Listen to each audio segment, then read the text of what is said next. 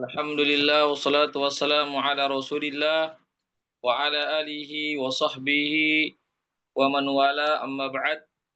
Ikhwatal Islam rahimakumullah, para peserta kajian akidah yang dirahmati Allah. Pertama-tama kita senantiasa memuji Allah Subhanahu wa taala dan bersyukur kepadanya atas segala limpahan rahmat dan hidayahnya sehingga pada pagi hari ini kita dapat berkumpul kembali di ruang Zoom dalam program kajian akidah. Salawat dan salam senantiasa tercurahkan kepada junjungan kita Nabiullah Muhammad sallallahu alaihi wasallam beserta keluarga dan para sahabatnya, para pengikutnya yang tetap setia berpegang teguh kepada sunnah-sunnah beliau dan para sahabatnya hingga hari kiamat kelak. Amin ya rabbal alamin. Ikhwatal Islam rahimakumullah, kita masih membahas permasalahan akidah, pembahasan akidah dari kitab Al-Qaulul Mufid bi Syarhi Kitab Tauhid, yaitu kitab yang ditulis oleh Syekh Muhammad bin Shalih Al-Utsaimin rahimahullahu taala, yang merupakan kitab penjelasan dari kitab Tauhid yang ditulis oleh Syekh Muhammad bin Abdul Wahhab rahimahullahu taala. Kita masih pada pembahasan tentang syafaat ya, bab syafaat. Sebagaimana yang sudah kami jelaskan pada pertemuan sebelumnya. Kita akan lanjutkan pembahasan seputar syafaat.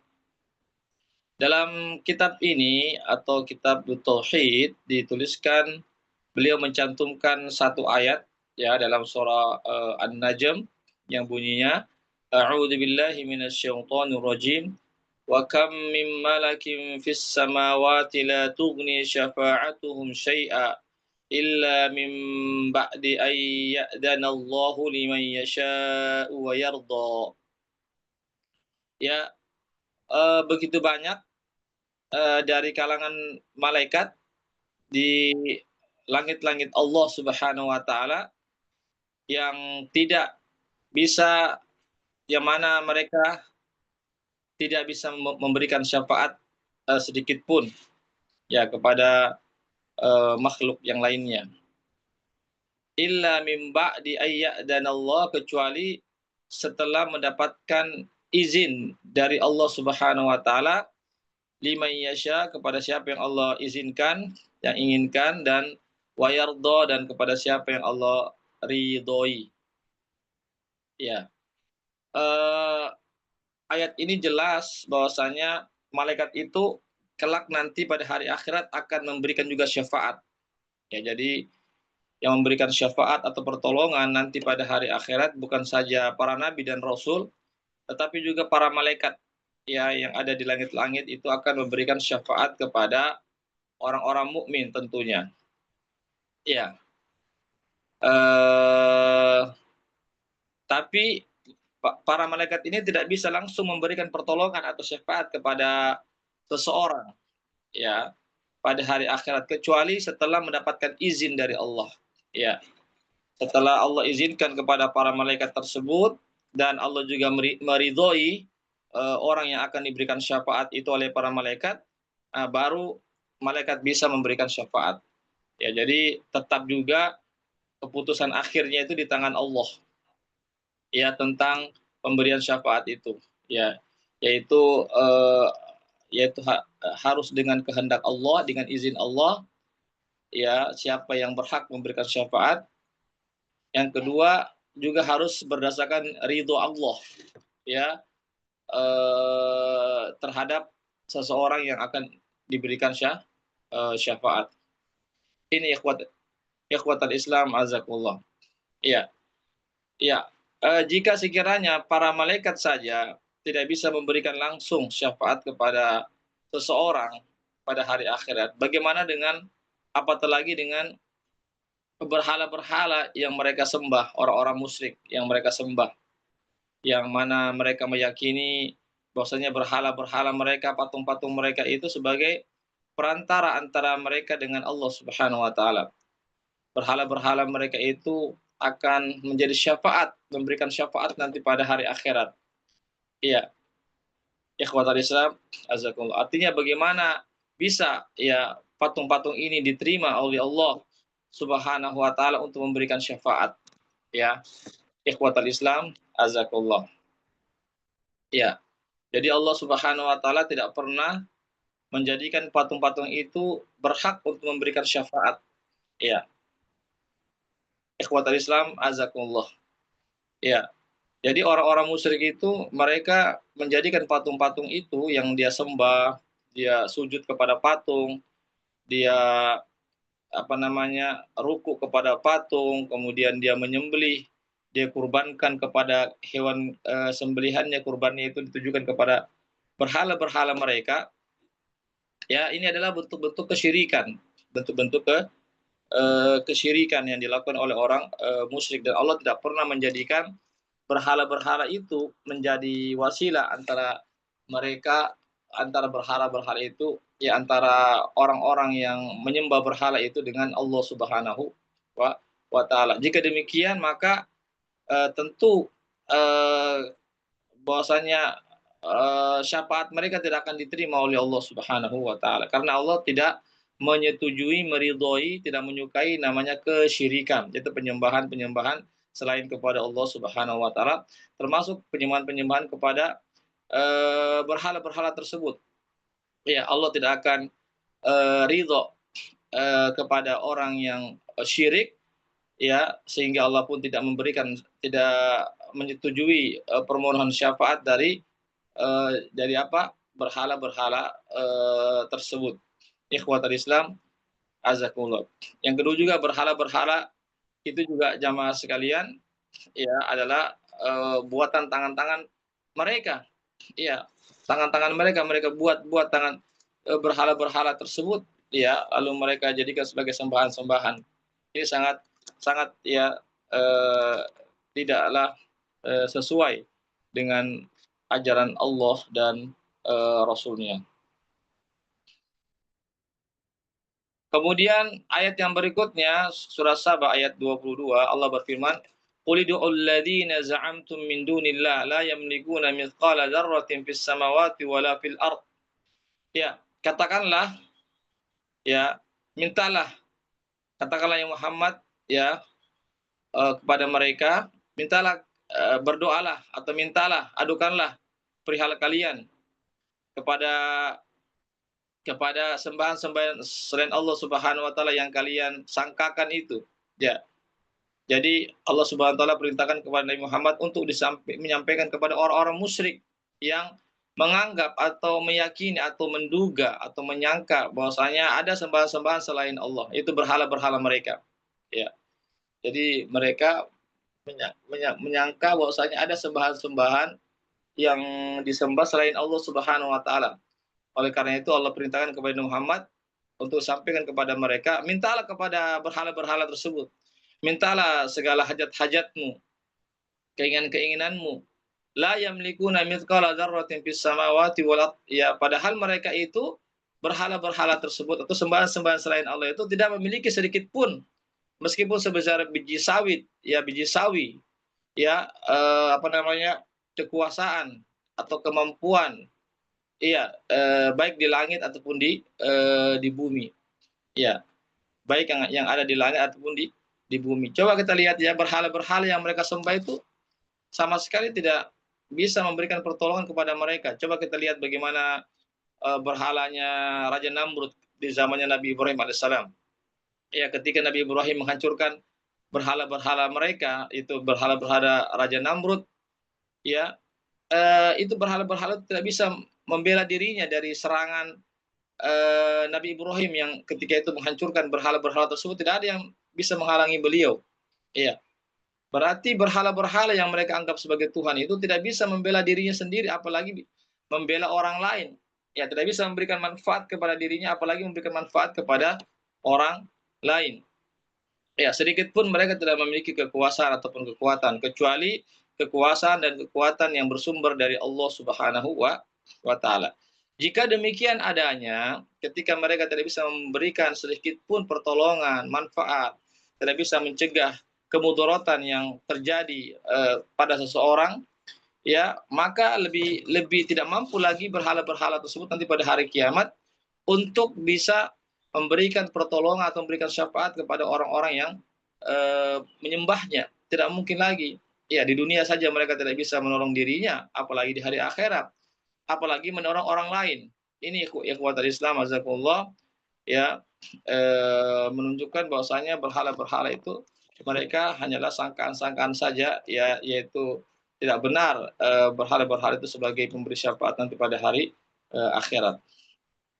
Ikhwatal Islam azakumullah. Ya, ini ada perkataannya Abul Abbas, ya, nafallahu amma siwahu kulla ma yata'allaqu bihi al-musyrikun. Ya.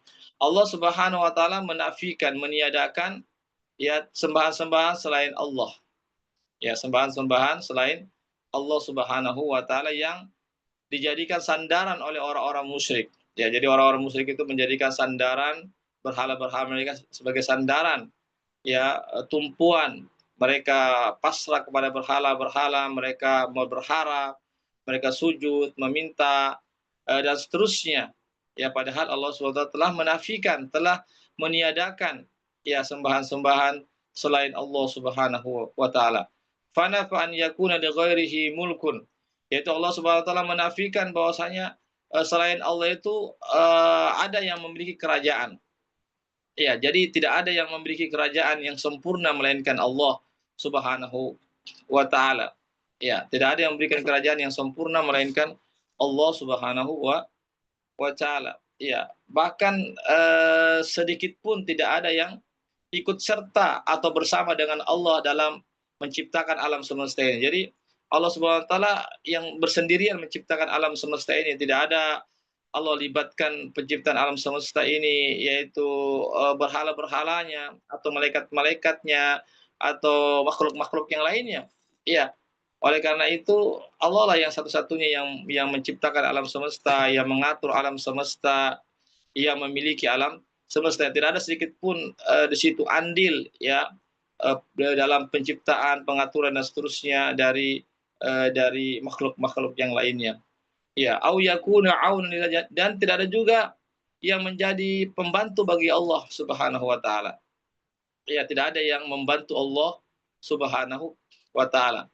Adapun malaikat-malaikat yang Allah ciptakan, ada yang bertugas ini dan itu, sebenarnya pada hakikatnya Allah bisa saja tidak menjadikan para malaikat itu sebagai pesuruh-pesuruh Allah Subhanahu wa taala, tetapi Allah Subhanahu wa taala ingin memuliakan para malaikat, ya, yang ada di langit, dan Allah juga ingin memuliakan para nabi yang ada di bumi yang menyampaikan risalah Allah Subhanahu wa taala. Karena pada hakikatnya jika Allah mau bersendirian langsung menangani itu masalah itu semuanya, ya, maka itu sangat mudah bagi Allah Subhanahu wa taala sebagaimana disebut dalam Quran, in arada ayyakul lahu kun fayakun. Ya, jika Allah Subhanahu wa taala in arada syai'an an yaqul lahu kun fayakun. Jika Allah Subhanahu wa taala berkehendak terhadap sesuatu, maka cukup Allah mengatakan kun fayakun, jadi maka terjadilah. Ya, sehingga menunjukkan bahwasanya sama sekali berhala-berhala mereka tidak bisa berhak untuk disembah, tidak bisa memberikan syafaat sedikit pun pada hari akhirat kelak. Ya, walam yabqa illa syafa'ah, maka tidak ada tersisa bagi berhala-berhala itu melainkan syafaat saja. Melainkan hanya sebagai perantara antara mereka dengan Allah Subhanahu wa taala. Fabayyana anna la tanfa, ya, maka Allah Subhanahu wa taala menjelaskan bahwasanya syafaat itu tidak bisa memberikan manfaat illa liman adila lahu rabb, kecuali orang yang mendapatkan izin dari Allah Subhanahu wa taala. Ya, jadi yang tersisa bagi makhluk-makhluk Allah Subhanahu wa taala hanyalah syafaat nanti pada hari akhirat. Tapi syafaat itu tidak bisa langsung mereka berikan kecuali mendapatkan izin dari Allah Subhanahu wa taala, sebagaimana firman Allah Subhanahu wa taala dalam surah Al-Anbiya ayat 28, wala yashfa'una illa liman irtadha. Bahwasanya Allah mengatakan mereka tidak bisa memberikan syafaat kecuali kepada orang-orang yang mendapatkan ridho dari Allah Subhanahu wa taala. Jadi meskipun ada makhluk-makhluk Allah yang ingin memberikan syafaat, tetapi jika Allah tidak ridho, ya, tidak ridho kepada makhluk tersebut yang akan diberikan syafaat, maka syafaat itu juga tidak terjadi. Fahadhihi syafa'atul lati yadhunnuha al-musyrikun hiya muntafiyah yaumil qiyamah. Jadi syafaat yang disangkakan oleh orang musyrik itu akan tertolak nanti pada hari kiamat. Ya, jadi orang-orang musyrik menjadikan berhala-berhala itu akan memberikan syafaat nanti pertolongan pada hari akhirat bagi mereka, bagi orang-orang musyrik yang menyembah patung-patung tersebut. Tetapi itu dibantah oleh Allah Subhanahu wa taala bahwasanya syafaat itu tidak diterima oleh Allah Subhanahu wa taala pada hari akhirat. Karena apa? Karena Allah ya tidak menginginkan ada sembahan-sembahan selain Allah Subhanahu wa taala, dan Allah Subhanahu wa taala juga eh, tidak menginginkan orang-orang menyembah selain kepada Allah Subhanahu wa taala. Kama nafaha Al-Qur'an, sebagaimana yang telah dinafikan dalam Al-Qur'an yang sudah kami bacakan sebelumnya. Ya, bahwasanya syafaat itu betul-betul murni milik Allah Subhanahu wa taala, dan Allah hanya berikan kepada siapa yang Dia kehendaki izinkan, dan kepada siapa yang Allah ridhoi untuk diberikan syafaat tersebut. Kemudian Nabi bersabda, annahu ya'ti fayasjudu li rabbih wa yahmuduhu wa yahmaduhu la yabda bis syafa'ati awwala. Ya, kemudian Nabi mengabarkan bahwasanya dia nanti pada hari akhirat ya maka beliau akan sujud ya kepada Allah, lalu memuji Allah Subhanahu wa taala dengan pujian-pujian yang begitu besar, yang begitu agung, namun beliau tidak langsung memberikan syafaat terlebih dahulu. Jadi Nabi saja yang merupakan pemimpin para nabi, merupakan kekasih Allah, tidak bisa memberikan syafaat langsung kepada manusia atau kepada makhluk yang lainnya. Tetapi Nabi pun dia harus sujud di hadapan Allah, memuji Allah, lalu Allah pun perkenankan syafaatnya.